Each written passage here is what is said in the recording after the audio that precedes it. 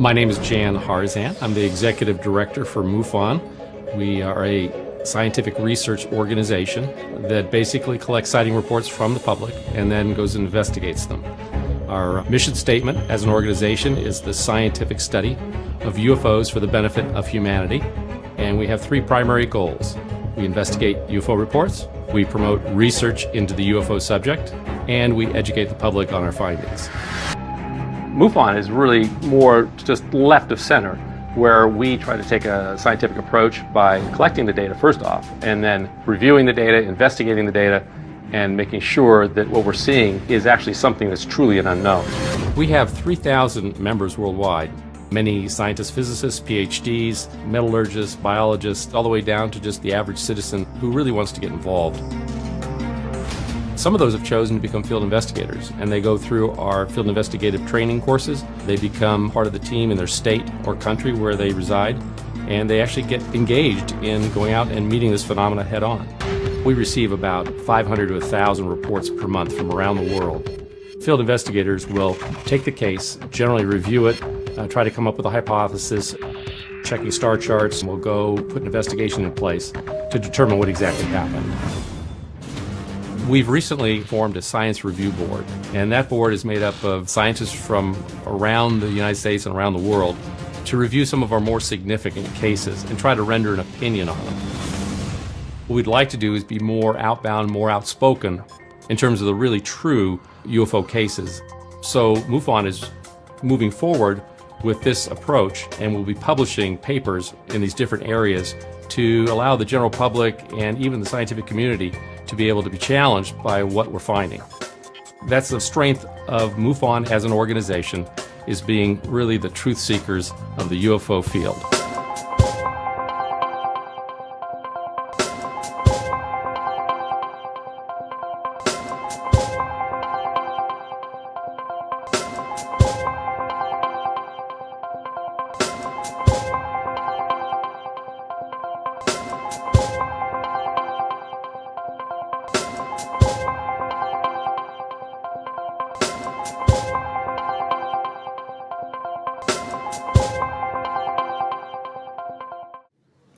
Our next speaker, Mr. Stanton Friedman, is a nuclear physicist, author, and lecturer. He's earned his BS and MSc degrees in physics from the University of Chicago in 1955 and 1956.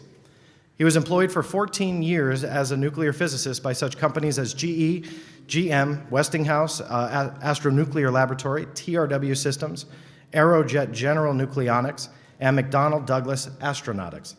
During this time, he worked in highly advanced classified, eventually canceled programs that dealt with nuclear aircraft, fission, and fusion rockets, as well as various compact nuclear power plants for space and terrestrial applications. Friedman became interested in UFOs in 1958. Since 1967, he's lectured about them at more than 600 colleges and 100 professional groups in all 50 of the United States, 10 Canadian provinces, and 18 other countries. He's published more than 19 UFO papers. He's appeared on hundreds of radio and TV programs, including Larry King 4 times and many documentaries. On a personal note, even though I try not to give these in introductions, when I was 15 years old and I had not started into the UFO field yet, I wrote almost every big name, and I don't want to put anybody on the spot, but I wrote every big name out there to essentially learn. And one of them was Stanton Friedman, and if you could believe it, because I think this is important, it speaks to the man that I'm about to bring onto the stage and his character and how much he cares about this topic. He was the only one that wrote me back. And it was that motivation that led me to create what I did, and here I am 19 years later. And as much as I don't want to put him on the spot, I do have him to thank for it. So it's always an honor for me to bring to the stage Stanton Friedman.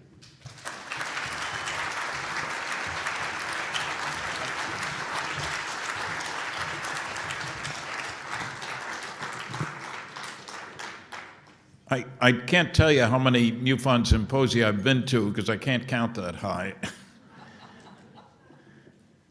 But I've always enjoyed coming to them. And I get to see the country a little bit too. We have a difficult question today. How do you make ufology respectable? Maybe I should have said more respectable, because I don't think of ufology as unrespectable or disrespectful or anything like that. But I think sometimes we're our own worst enemy, those of us who have a serious interest in this subject, because we've bought into the nonsense of the nasty, noisy negativists. We think most people don't believe in flying saucers. We think mentioning that we're interested is going to put the kibosh on all future respectable activities we have. That's nonsense. I've been at this a long time. I think I can express my sentiments very clearly. I am not a masochist. I've enjoyed doing what I'm doing, and I come on strong. Some of you may be aware that I am not one of these casual guys that I think maybe possibly there is some chance that maybe some of these things are of extraterrestrial origin. That's not where I'm coming from. I take a stand. 4 quick conclusions. Earth is being visited by intelligently controlled extraterrestrial spacecraft. Governments are covering up.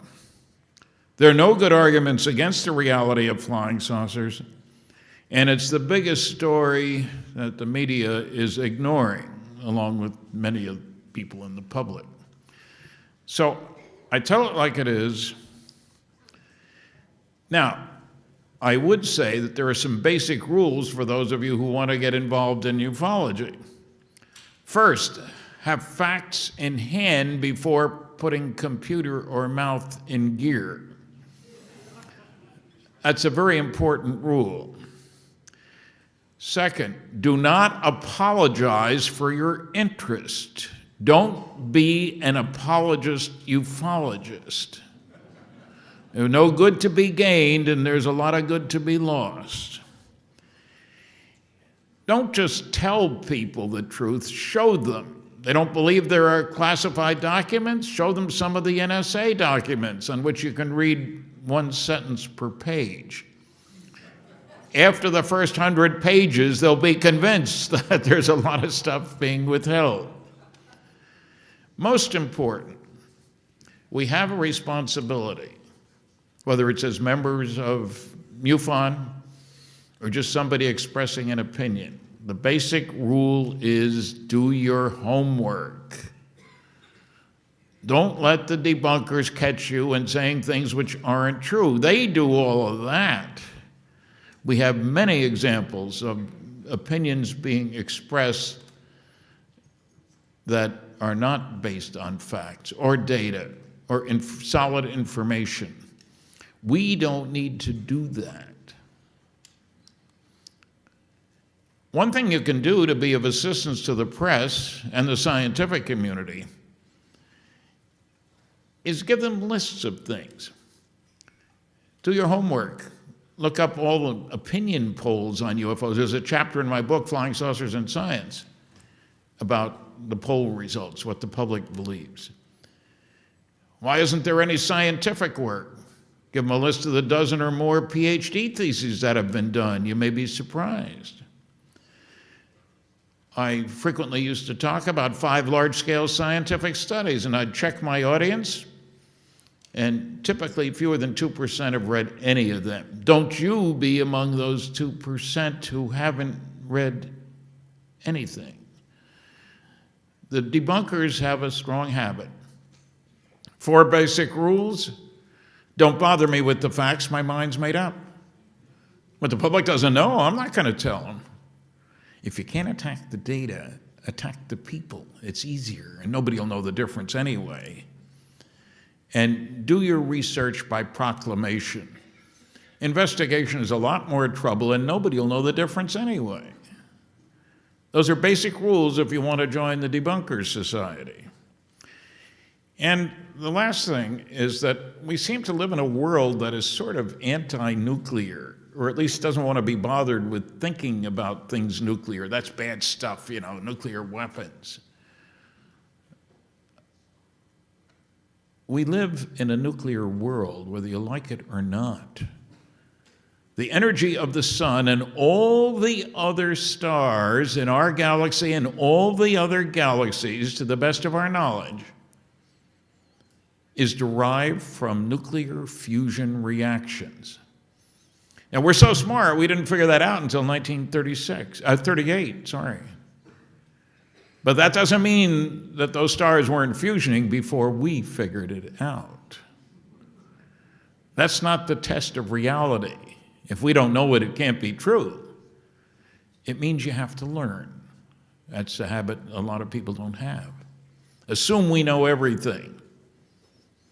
If that were true, we would know about it, say the debunkers. Well, we don't need to say that. I'll be talking more about some things nuclear. It's not just that the stars produce their energy that way, and it's not just that nuclear weapons release an incredible amount of energy, but nuclear energy can be used to get to the stars. And our visitors are well aware that we have exploded 2,000 nuclear weapons. Fortunately, only 2 on people, which is kind of nice, that it isn't more than 2 yet. Now, everybody talks about Roswell. I'm the original civilian investigator, and I'm still talking about Roswell, and that dates back to the 70s. But if you're going to talk about Roswell, get your facts straight. 2 important people in this picture. Let me see if I can work this fancy thing that we have here. There ought to be an arrow coming up someplace. There we go. This is General Roger Ramey, who was head of the 8th Air Force in 1947, and Colonel Thomas Jefferson Dubose, colonel at that time. He was his aide. Ramey was head of the 8th Air Force. The 509th at Roswell was part of the 8th Air Force. Well, the fix was in. This is phony wreckage. Has nothing to do with Roswell. It's from a radar reflector weather balloon combination. Any 3-year-old could tear that foil-like material. Any 4-year-old could break those balsa wood beams, if you will. The remarkable thing about the Roswell wreckage, of course, is that the foil couldn't be torn by anybody. That it could be crumpled and uncrumple on its own, which is kind of a neat trick. It didn't look anything like this. I should add, that's Tommy Dubose a lot of years later. I got information directly from him. I managed to locate him. I didn't know whether he was alive or not, but I presumed as an officer at that time after the war, he'd probably gone to West Point, checked with West Point. Oh yeah, he's still alive. He's in Florida. They didn't tell me where, but I found him. If you're going to look for somebody, make sure it's not John Smith. There are too many of them. I found Tommy Dubose. I met with him on more than one occasion. There's a long interview with him in Recollections of Roswell, which has firsthand testimony from more than 20 people involved, all of whom are dead. And you say, how convenient, now we can't interview him. Sorry about that, I don't know how to resurrect him. Tommy was a good guy. And he told me, standing right next to me, he remembers that press conference. He talked to Ramey's boss, General McMullen, who gave him 3 orders. They knew each other, both West Pointers, incidentally. So was Ramey, so was Colonel Blanchard at Roswell. Tommy told me that McMullen gave him 3 orders. 1, get the press off our backs. I don't care how you do it. 2, send some of that wreckage up here today with one of your Colonel Couriers, here meaning Washington, D.C., from Fort Worth, Texas. And 3, I don't want you ever to talk about it again, not even with your buddy Roger Ramey. That's an order. Do I need to put it in writing? No, sir. And people have asked me, why didn't Dubose complain or resist? the chain of command. Here's a 2-star general telling a colonel, both West Pointers, to do something. You don't say, well, I don't feel like doing that, General. You want me to jump? How high? And people don't seem to understand that.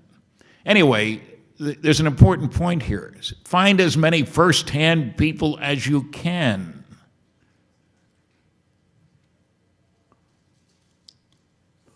There's Colonel Blanchard. Now, he was dead when I started this research, so there was no way I could talk to him, but I talked to his first and second wife, his daughter, son, and talked to other people about him. And you will hear nonsense that he was a loose cannon. They don't tell you, he got 4 more promotions from when he was at Roswell to a 4-star general. Along the way, he had control of thousands of nuclear weapons. He was Vice Chief of Staff of the United States Air Force when he died of a massive heart attack right at the Pentagon.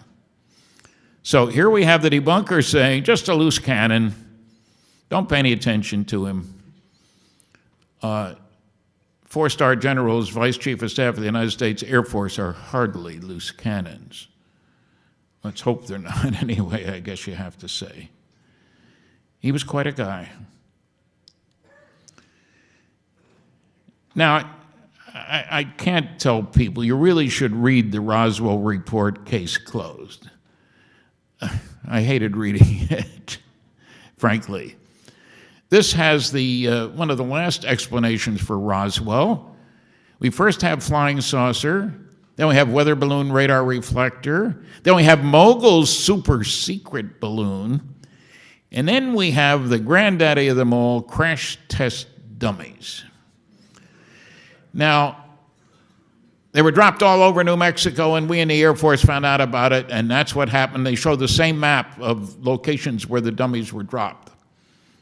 None of those dummies were dropped anywhere near where the Roswell event happened, near Corona, or near where the Plains of San Augustine event happened. And they did make a big thing. I'll come back to this. Well, I thought I had a picture of the, I don't. This is the video or DVD with first-hand testimony, 27 witnesses. There is such testimony is the point. If you're going to talk about Roswell, you ought to listen to it. Don't let the debunkers say that this isn't true or that isn't true or stuff like that. This book is by Jesse Marcel Jr., Dr. Jesse Marcel Jr., Colonel Jesse Marcel Jr. Funny how I've heard those important facts left out when he was introduced on the Peter Jennings show. Mockumentary, I call it. Of course, I'm angry. I was interviewed for an hour, and I got 20 seconds, and I was called a promoter twice. Sometimes the media will do that. And I was disappointed because Peter Jennings is also a Canadian and an American. And we were both born on July 29th, different years. I expected better from him. I didn't get it. But this is a good book to read. Jesse was a pretty special guy.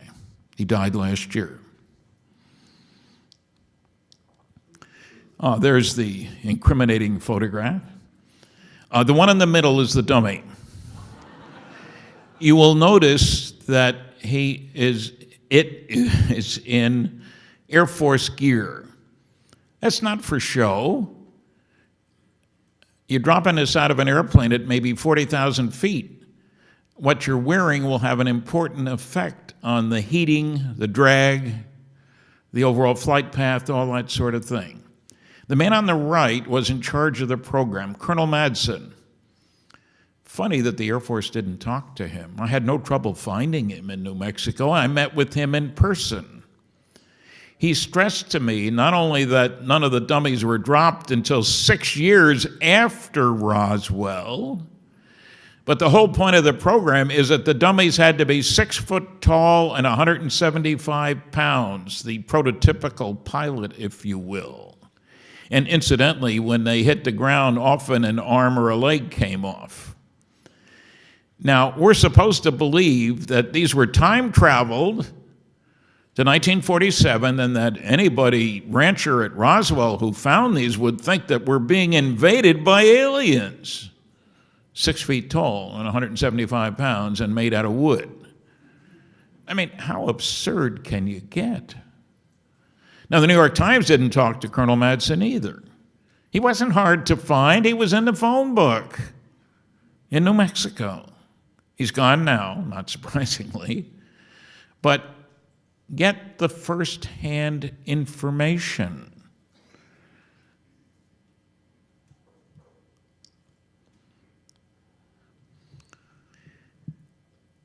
Okay, other important points here.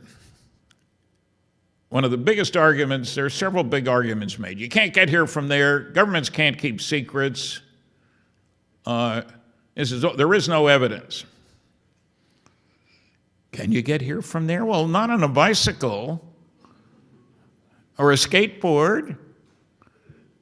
You know, it's like saying, now, we know that the time it takes to move around the planet Earth, to circumnavigate the globe, is 3 years. And how do we know that? Well, that's how long it took Magellan's ship.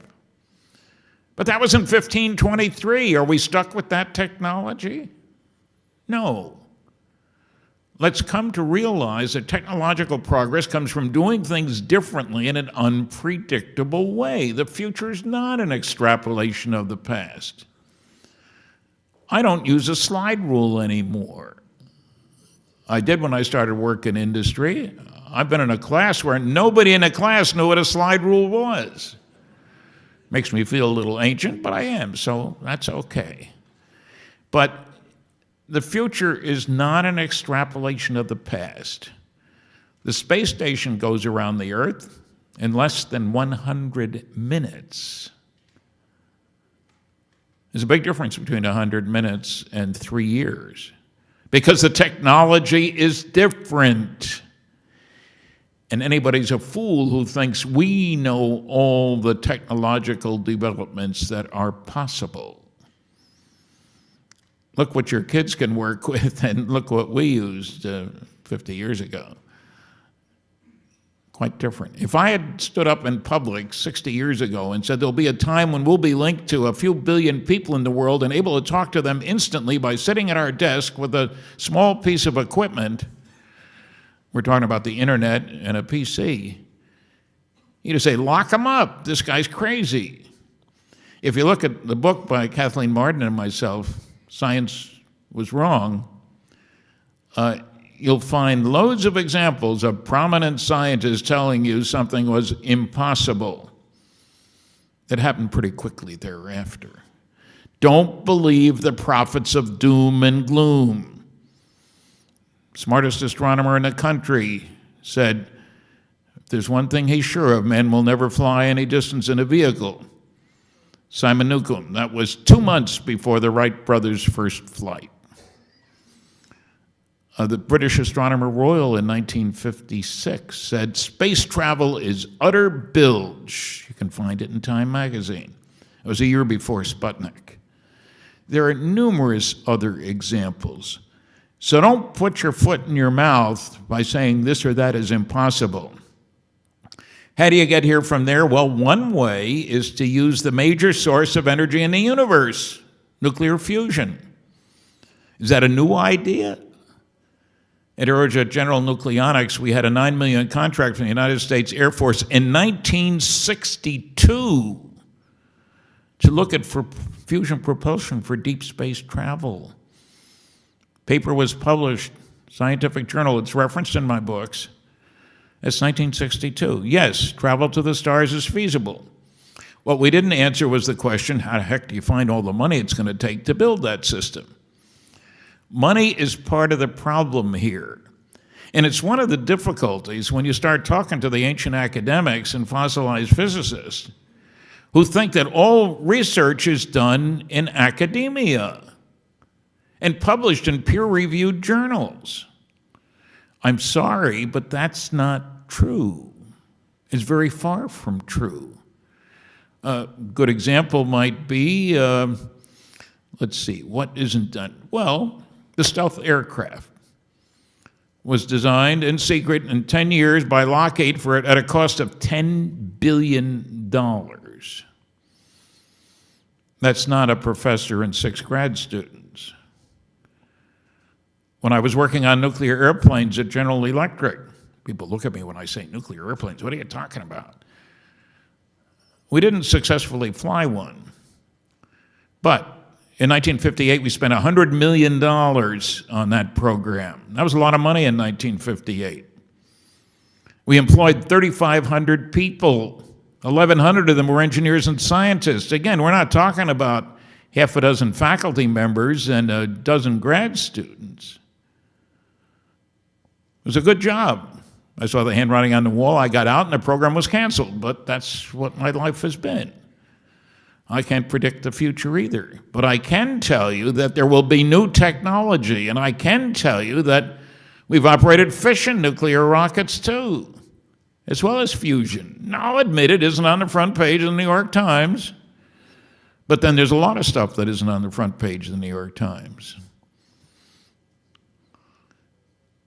I've had people say to me, governments can't cover things up. With the internet and YouTube, you can't hide anything, Stan. Come on. Really? Why is it I don't believe that? Well, I could show you 156 pages of NSA top secret Umbre UFO documents on which you can read one sentence per page. Yeah, they're covering up. Lots of stuff's being covered up. Do you realize that our first spy satellite, Corona spy satellite, incidentally, and I've often wondered whether there's a connection between that and the location of the Roswell crash, which was Corona. There were 12 unsuccessful launches before number 13 was successful. Those were in the 60s, just before in 1960 anyway. The first successful one, which we were told absolutely nothing about, got more data on all the Soviet technological developments, if you will, airfields, et cetera, than all the U-2 flights that preceded it. It wasn't announced publicly. The Russians knew it was flying. They weren't going to say anything until 1990.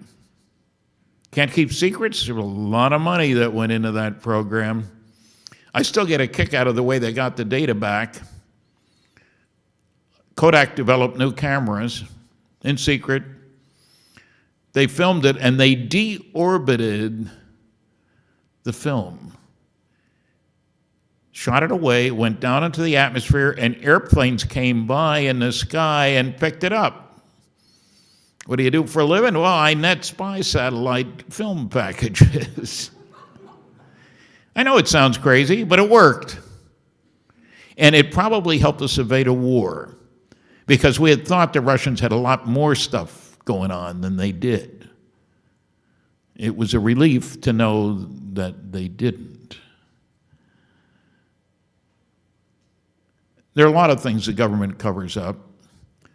Some of its intelligence data. The Washington Post 3 years ago said that the total military intelligence budget for the United States that year was $52.6 billion.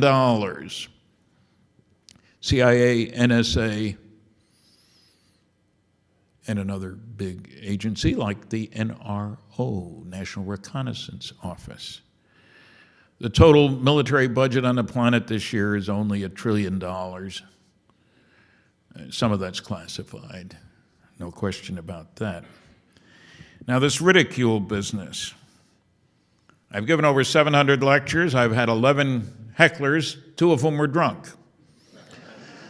You get that many if you talk about sports, religion, politics. And I've had several people say, you get more than that, Stan. But it's okay. I come on strong. I've been on radio and television programs all over. I'm not 6'6" and a threatening figure who will throttle anybody who gives him a hard time. But I don't have to worry. Even the press coverage, it's not always accurate. I've only had one article in which somebody was definitely nasty to me in the article.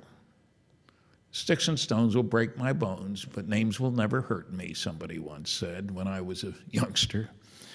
Does the public believe? Tell you an experiment I did in a class at a college. Professor cooperated. I said, I want you to vote to the students in the class. I want you to vote with your hands and to close your eyes so you won't be influenced by the other students around, and your professor will count the votes. 80% said they thought most people didn't believe in flying saucers. 80% of that group did believe in flying saucers. There's a cognitive dissonance here, if you want to call it that. It is okay to hold a pro-UFO opinion. It's the rational thing to do because it's based on facts and data. Don't believe the nasty, noisy negativists who say there are no facts and no data that supports that conclusion. And if you can't handle a little ridicule, you need to grow up a little bit. We'd still be thinking the world was flat because the people who said it was round were getting a hard time on occasion. And there have been loads of pronouncements from outstanding scientists about what is impossible. The title of our book, Science Was Wrong, was originally, It's Impossible, Isn't It? The publisher changed it, so he had the right to do that. But don't worry about ridicule. You'll survive if you have the facts in hand before putting your mouth in gear. Now, I mentioned nuclear fusion. I'm a hustler for nuclear fusion, if you will. We didn't figure out until 1936 that that's what produces all the energy in all those stars. That's not very long ago, less than 100 years ago. We didn't demonstrate it until several years after that. And we've made a real progression here. If you think things don't change with time, look at three numbers. 1944, a big bomb released the energy of 10 tons of TNT. They call that a blockbuster. Took a big B-29 to carry it. That was in 44. 45, we set off our first atomic bomb. Released the energy of more than 15,000 tons of TNT. We were just getting started. 1952, first hydrogen bomb fusion device released the energy of 10 million tons of TNT. We were just getting started. The Russians' biggest went off at releasing the energy of more than 50 million tons of TNT in one lousy bomb. I say lousy because I'm not proud to be part of a planet in which you set off bombs releasing that much energy. And if you wonder why would aliens come here, maybe it's to want to make sure that we don't take our brand of friendship out there. Friendship defined by how big a bomb you can build. But think of that. 44, 10 tons. 45, 15,000 tons. 52, 10 million tons, and several years thereafter, 50 million tons of TNT, energy release equivalent. Those are shocking numbers. These are some of the fusion reactions. There are lots of them.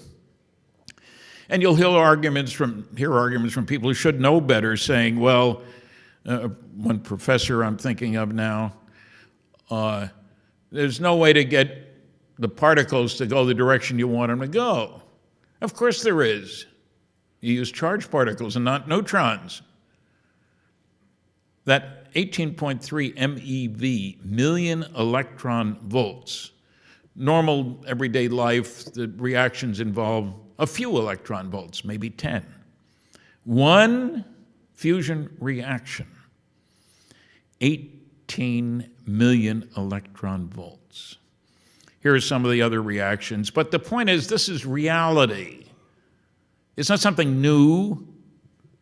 We figured out how to produce a heck of a lot of energy. The first H-bomb, the fireball, was 3 miles in diameter. we Earthlings have a lot of energy at our fingertips. I worry about some of the people who have their fingers at the buttons to release that energy, but that's a different problem. This is a nuclear fission rocket. It's not a model. This one was built by Aerojet General, the XE-1. Liquid hydrogen is pumped through a nuclear reactor, which is down at the bottom of this thing, and exhausted out the nozzle that you see down at the bottom. Power level, 1,000 megawatts. The power of Hoover Dam is 2,000 megawatts. This was Aerojet's. Interesting. This is a radioisotope thermoelectric generator. It's at the other extreme. Small device about this big.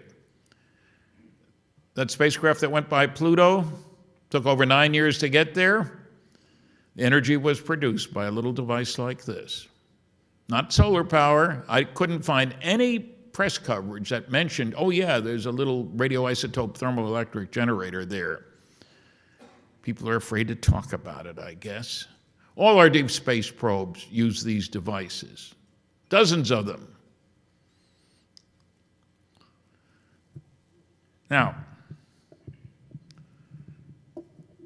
one of the things that I get asked, why in the heck would anybody come here if it wasn't just to land on a White House lawn and say, hi folks, we're from afar, greetings.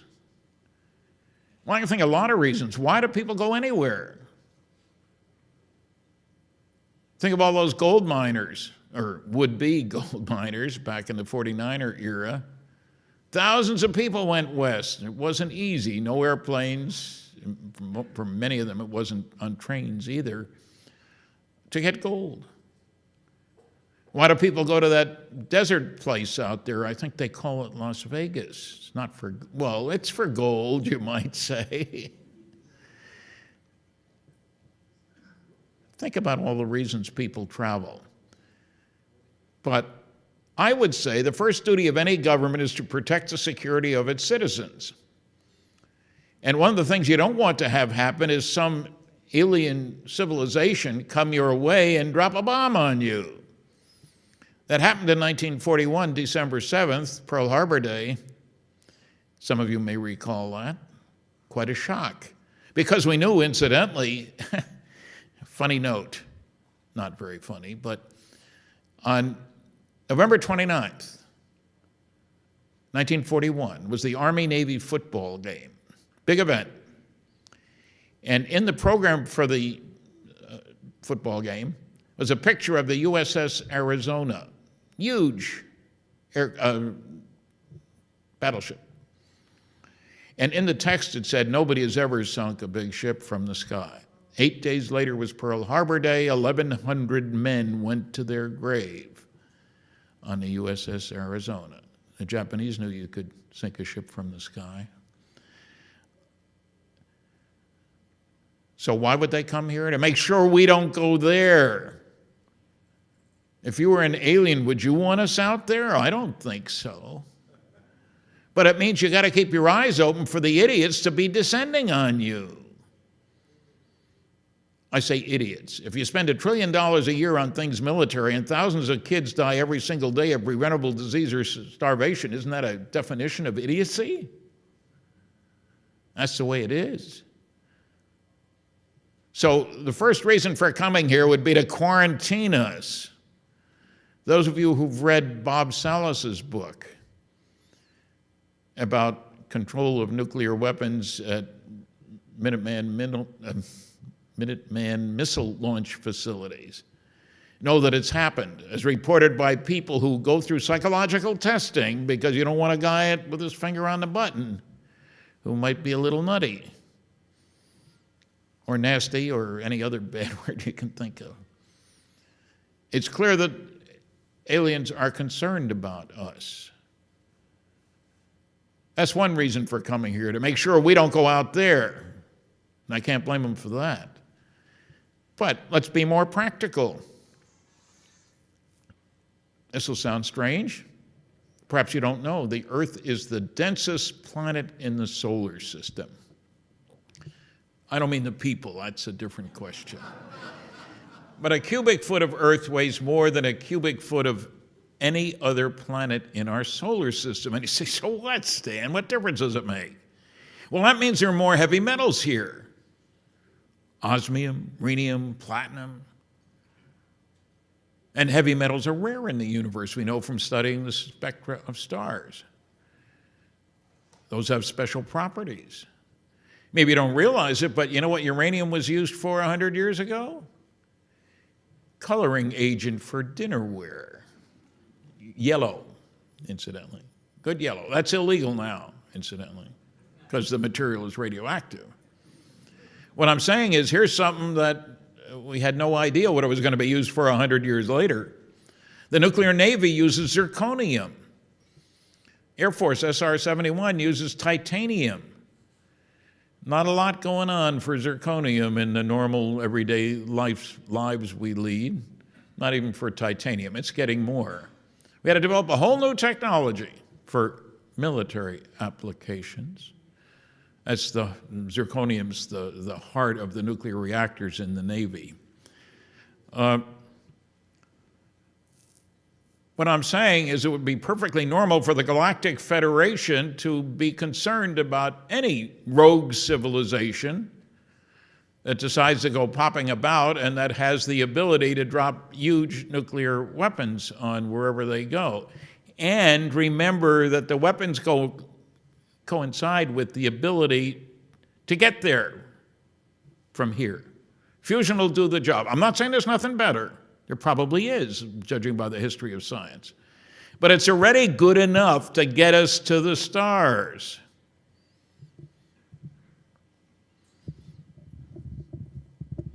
Oh, another thing. There are some people who say, well, look, our planet was only created 4004 BC, 6,000 years ago.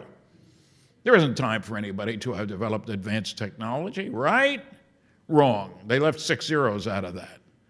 It's like 4 billion years ago that the planet and other stars as much as 13 billion years ago. Plenty of time, considering the short time between when we first discovered even the neutron, 1932, till we exploded an H-bomb,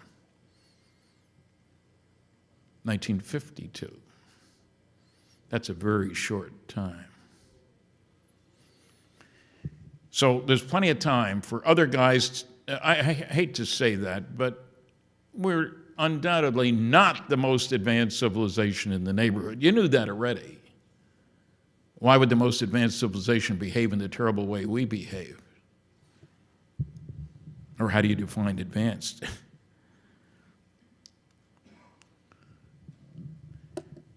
Well, I'm sure in the history books at school you all learned that in World War II, we nice guys killed 50 million of our own kind.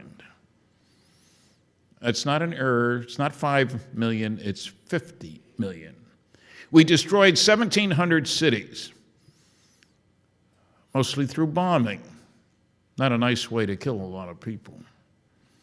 We have exploded 2,000 nuclear weapons. As I said, the military budget on the planet this year is $1 trillion. Now stand back and look at this place. You'd have to give it a failing grade for being civilized, wouldn't you? I think so. You judge a civilization by its behavior. How does it spend its money? Not very well, I'm afraid. Okay, so why visit? Well, I mentioned quarantine. Hey, maybe we're a penal colony. They dumped all the bad boys and girls here, and that's why we're so nasty to each other. Maybe we serve as a penal colony for 10 different civilizations, each setting up their own little colony. Maybe that explains why there are several different races, different colors, different languages. It's a crazy place. Those of you who are connected with colleges know that people do their thesis research on all kinds of crazy things. Earth would be a great place to do thesis research. Languages, behavior, history. And as I said, they may be stealing our resources.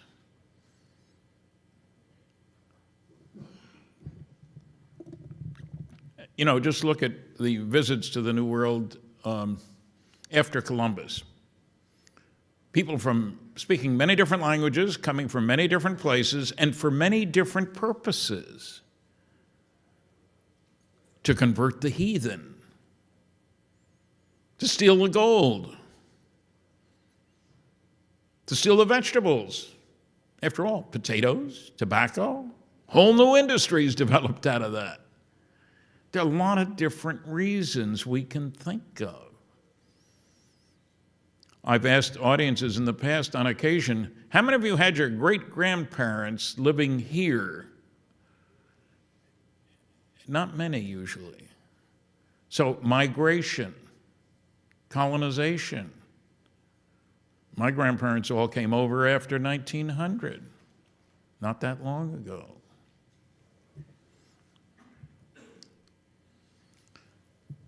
Now, another thing that gets done is we hear the SETI cultists, SETI stands for Silly Effort to Investigate, you know that already, talk about the vast distances. Compared to what? Well, Frank Drake talked about there might be somebody as close as 500 light years away. Really? And then another SETI person said, when we make contact, it will be the greatest discovery in man's history, and they may help us solve our problems. Hey, out there, we got a problem. They get the message 500 years later, send back a message, what can we do for you? Now it's 1,000 years later. Does that make any sense? Well, the reason I bring this up is, let's face it, within 54 light years of here, there are about 2,000 stars. And some of them have next-door neighbors. Think of Zeta 1 and Zeta 2 Reticuli, the source for the Betty and Barney Hill aliens. Those two planets, the stars around those two planets, those two stars, in the constellation of Reticulum, which you can't see from here. I wish I could go out, say, and at night and point, say, that's where they're from. I can't do that. You can't see them until you get below the equator. But those two stars, sun-like stars, are only 1/8 of a light year apart. They're 30 times closer to each other than the sun is to the next star over. So what do you mean when you say vast distances? Some of them may cover only a short distance. I have to presume that interstellar travel is much more likely when you got a close neighbor. You can immediately, by looking at it, it's visible all day long, incidentally, and you can tell a lot about what's going on the surface of that planet from the other one. So why worry about vast distances? How about close distance? But you never hear the SETI people talk about stars with close neighbors. I mean, airplanes don't take off and say, where should we go today, folks? They've got destinations in mind, usually heavily inhabited places. Like, what's that big city around here? Los Angeles, I think it's called. More flights to Los Angeles than to Orange County.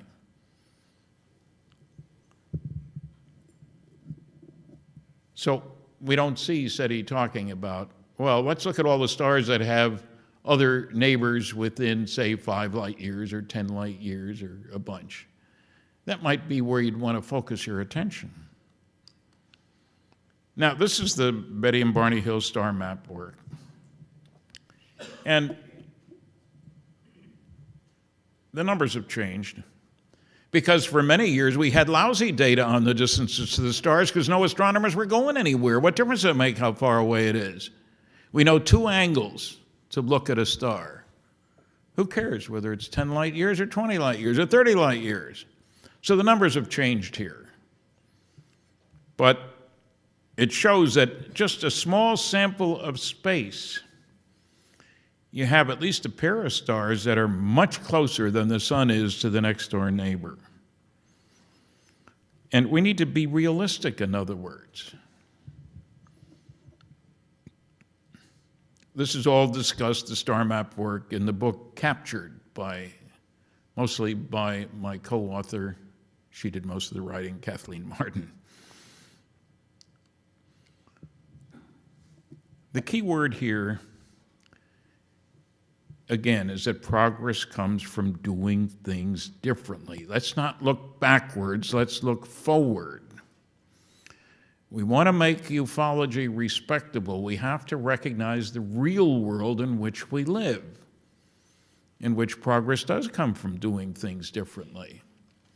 Not only in how many people you can kill with a bomb, maybe how many kids you can feed with new agricultural techniques might be a more interesting question.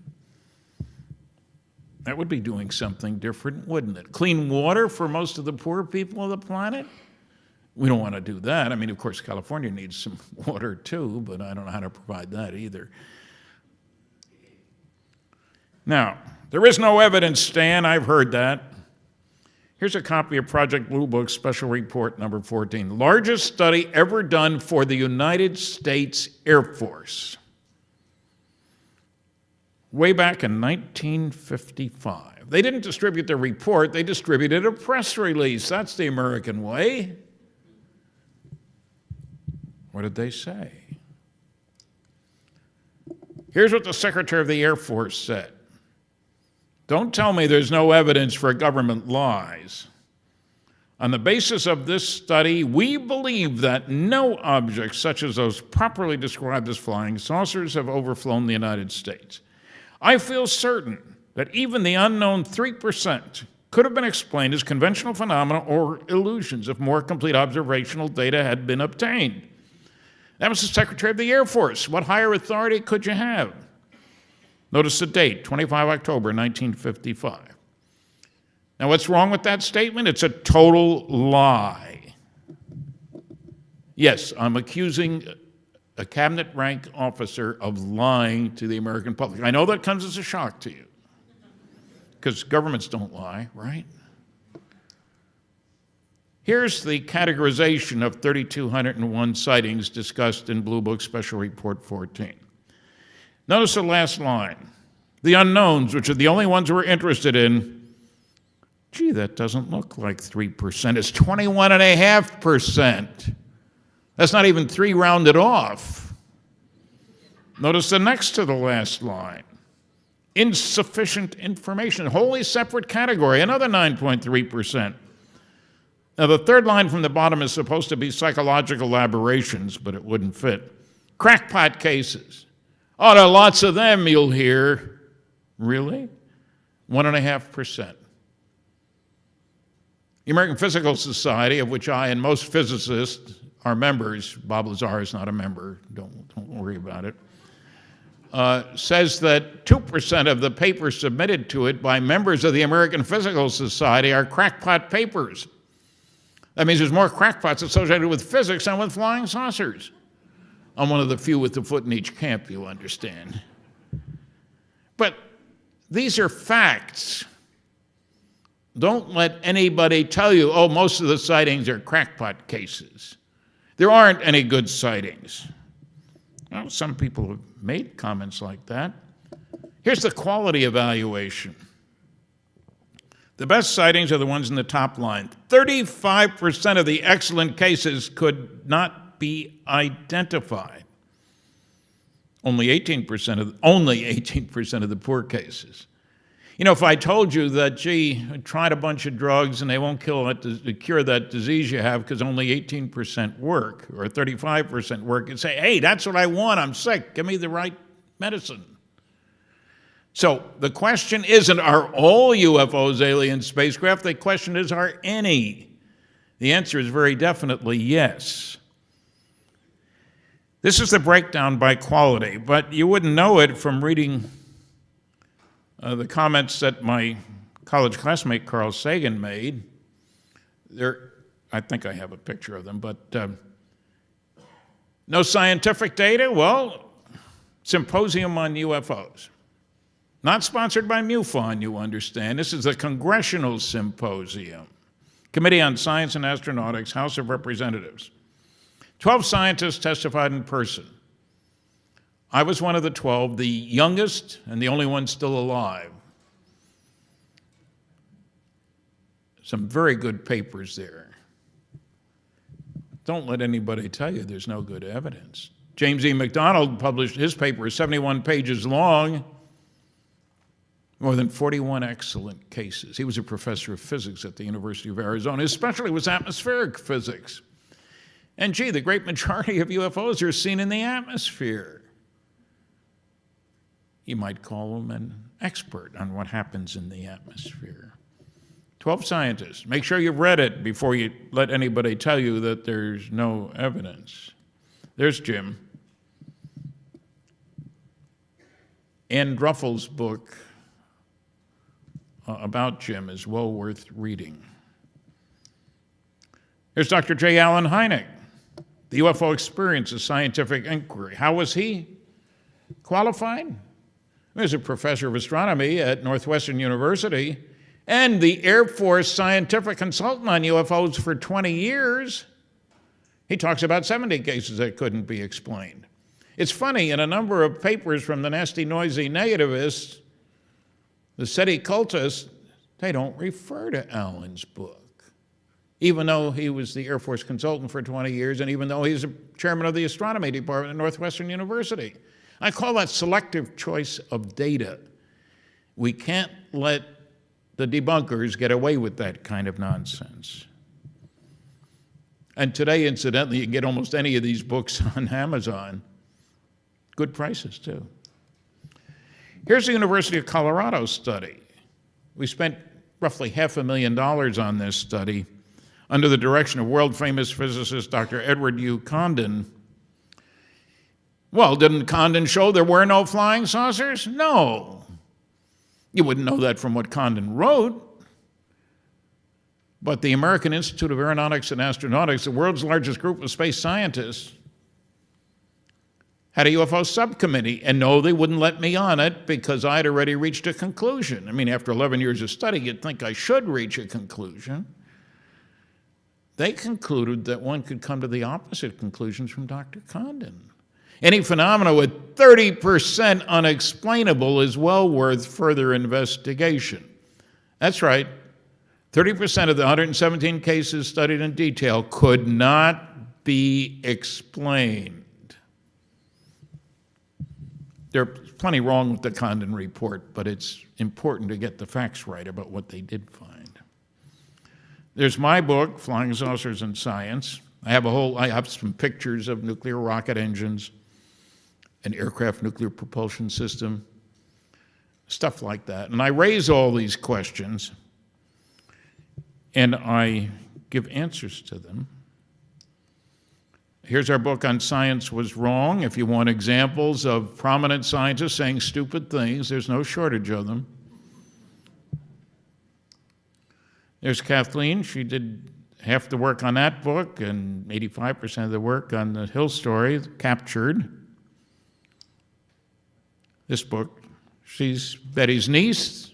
She heard about the case the day after it happened. That's a lifetime of investigation. Here's another good book, Leslie Kean, UFOs. Important people, generals, scientists, and their reports. Dr. Bruce Maccabee, PhD, worked for Navy Research Labs, an expert on lasers. The FBI, CIA UFO files, connection, if you will. He had no idea that when he made his first Freedom of Information Act request that he would get over 1,000 pages of stuff from the FBI, including many statements by FBI Director J. Edgar Hoover that we don't have anything to do with UFOs. A slight lie. A little white lie? No, I wouldn't call it that. You should read the book. Now, a little information. Claudius Ptolemy, that's the year 90 to 168. He knew that the earth was the center of the universe. Everything else revolves around it, right? No, wrong. Egos get in the way here. There's Copernicus. His book was banned for 300 years by the church because he said, nope, Ptolemy was wrong. The sun is the center of the universe. 300 years the book was banned by the church because that couldn't be right. Everything goes around the earth, doesn't it? Isn't this the center of the universe? Well, no, frankly, it is not. There's Magellan. I don't know where they got that hat from, but 3 years his ship took. He didn't make it. Ran across a few natives who didn't like him on an island in the Pacific. 1523. That was an incredible event to go around the globe. No satellites to help you steer where you're going. There's a Corona spy satellite.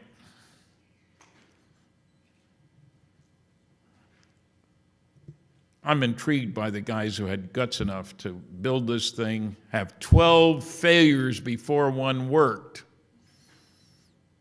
That's persistence.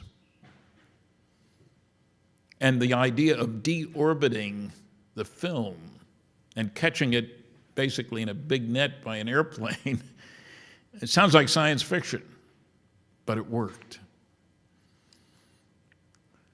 Here's the space station, a little different from Magellan's ship and Corona. One of my favorite ships, a nuclear-powered aircraft carrier. Notice the small airplanes, and notice that the carrier, would you believe, can operate for 18 years without refueling. 18 years. No gas stations required. Those little airplanes can fly for about 2 hours without refueling. So you got your mothership and your little Earth excursion module. Two different environments, two different modes of propulsion. It's a good analogy for what happens. We have nice reports of huge motherships in the sky.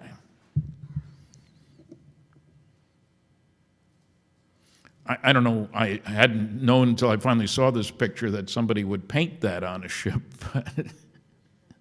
Maybe we're trying to tell the Russians something. E equals MC squared times 40. I'll just touch on Majestic 12 because there's an awful lot of nonsense being published about it. This is a group established by President Truman in 1947 to deal with the Roswell crash and other stuff. This is one of the documents that turned up. And it's a perfect example of the bad thinking, how's that, of the nasty, noisy negativists. It's just a little memo telling General Nathan Twining, a member of the alleged MJ-12, that a briefing would take place during a scheduled meeting at the White House instead of after it. Now, Mr. Philip Klass, debunker extraordinaire, wrote me a letter about this one. Perhaps I hadn't noticed that it was done in the large pica type. But the National Security Council, which is mentioned in the upper left-hand corner there, NSC MJ-12, Special Studies Project, that they only use the elite type, he said, the small elite type. He had 9 samples to prove it. He challenged me to find any genuine memos, letters, done in the same size and style pica type.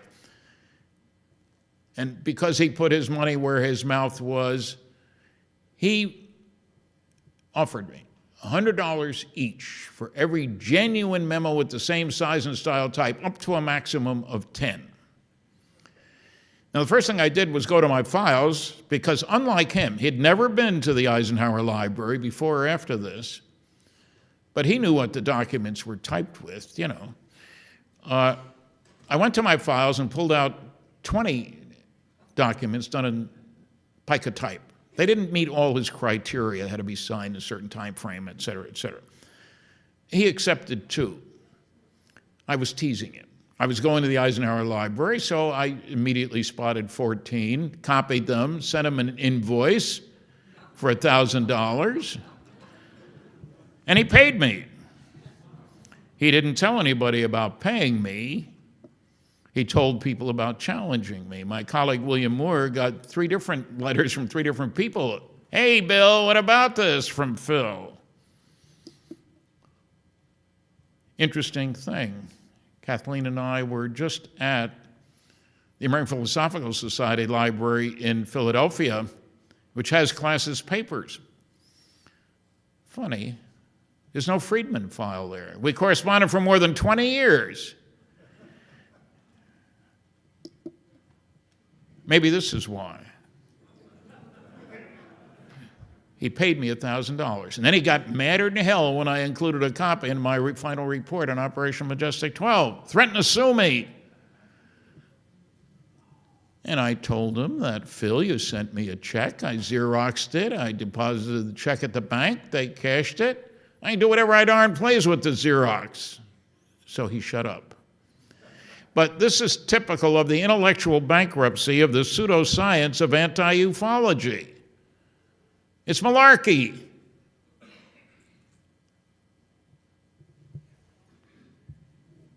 I'm sure there are people who still think that Phil challenged me and I didn't respond. Well, I responded. So incidentally, there's a good chance that some of this information will wind up at the library because they were interested in the truth. If you want interesting reading, look at Phil's FBI file. Oh boy. He said nasty things about J. Allen Hynek. And the FBI wasn't buying it, believe it or not. They had wanted to prosecute him for violating security twice, but the Air Force wouldn't declassify the documents involved, so they couldn't have a public trial. Not a nice man.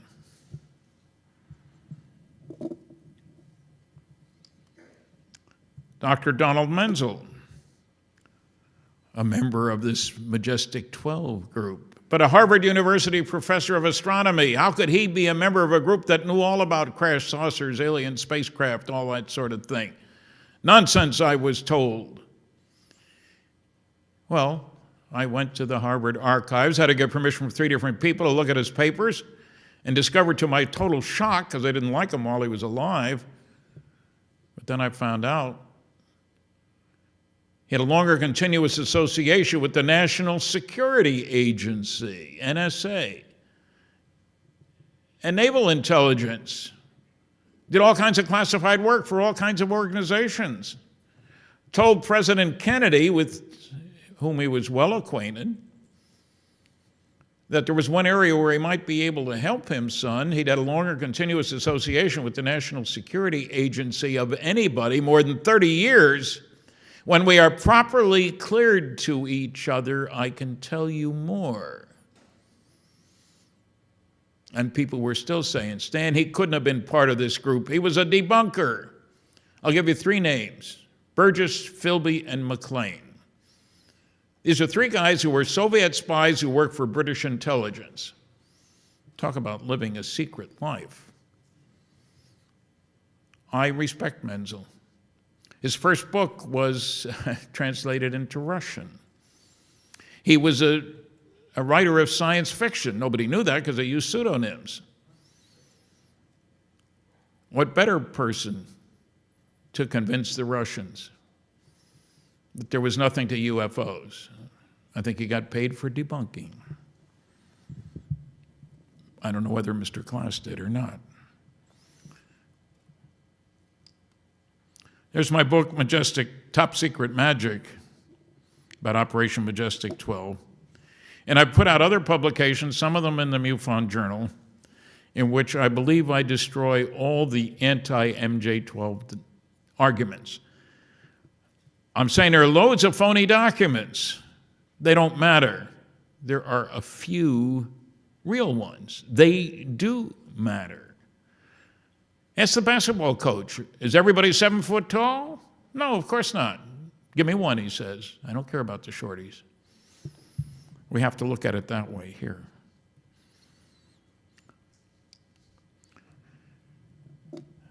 Movie rights have been granted for that book, Don Schmidt and I. And the same guy, Bryce Zabel, who has those movie rights, announced last week that it looks like the movie will be made out of Captured, the Betty and Barney Hill story.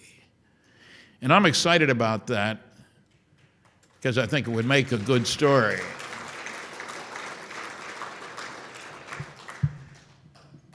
I mean, Hollywood usually takes forever and most often doesn't get done what they want to do, but in this case, I think we're going to get there. I'm an optimist.